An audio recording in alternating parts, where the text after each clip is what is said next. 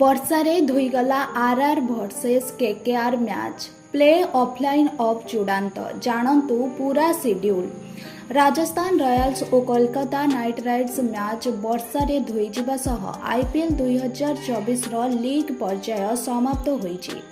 ଏଥିସହ ଚଳିତ ସଂସ୍କରଣର ଶୀର୍ଷ 4 ଦଳ ଚୂଡ଼ାନ୍ତ ହେବା ସହ ଏଲିମିନେଟର ମୁକାବିଲା ଓ କ୍ୱାଲିଫାୟର ଲାଇନ୍ ଅଫ୍ ସ୍ଥିର ହୋଇଛି। ବର୍ଷା ଯୋଗୁଁ ମ୍ୟାଚ୍ ବାତିଲ ହେବାରୁ ରାଜସ୍ଥାନ ଓ କୋଲକାତାକୁ ଗୋଟିଏ ଲେଖାଏଁ ପଏଣ୍ଟ ମିଳିଛି। ରାଜସ୍ଥାନ ରୟାଲ୍ସ ଓ ହାଇଦ୍ରାବାଦକୁ 17 ପଏଣ୍ଟ ମିଳିଛି। ମାତ୍ର ଉନ୍ନତ ନେଟ୍ ରନ୍ ରେଟ୍ କାରଣରୁ ହାଇଦ୍ରାବାଦ ଦ୍ୱିତୀୟ ସ୍ଥାନ ସହ ଲିଗ୍ ପର୍ଯ୍ୟାୟ ଶେଷ କରିଛି। କୋଲକାତା ନାଇଟ୍ ରାଇଡର୍ସ 20 ପଏଣ୍ଟ ସହ ଶୀର୍ଷରେ ଥିବାବେଳେ ସନ୍ରାଇଜର୍ସ ହାଇଦ୍ରାବାଦ 17 ପଏଣ୍ଟ ସହ ଦ୍ୱିତୀୟ ସ୍ଥାନରେ ରହିଛି।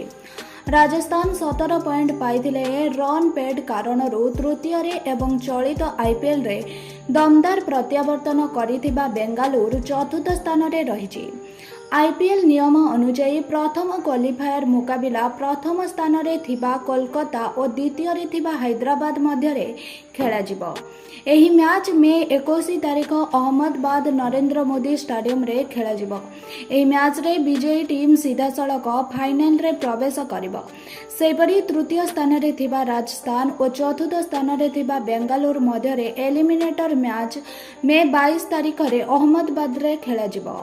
ଏଲିମିନେଟର ଜିତିଥିବା ଦଳ ଦ୍ୱିତୀୟ କ୍ୱାଲିଫାୟର ମୁକାବିଲାରେ ପ୍ରଥମ କ୍ୱାଲିଫାୟରର ପରାଜିତ ଦଳ ସହ ଭେଟିବ।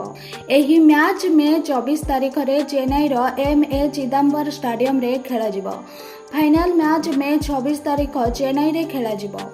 ଏହିପରି ଦମଦାର ଖବରଗୁଡ଼ିକ ଦେଖିବା ପାଇଁ ଆମ ଚ୍ୟାନେଲଟିକୁ ସବସ୍କ୍ରାଇବ୍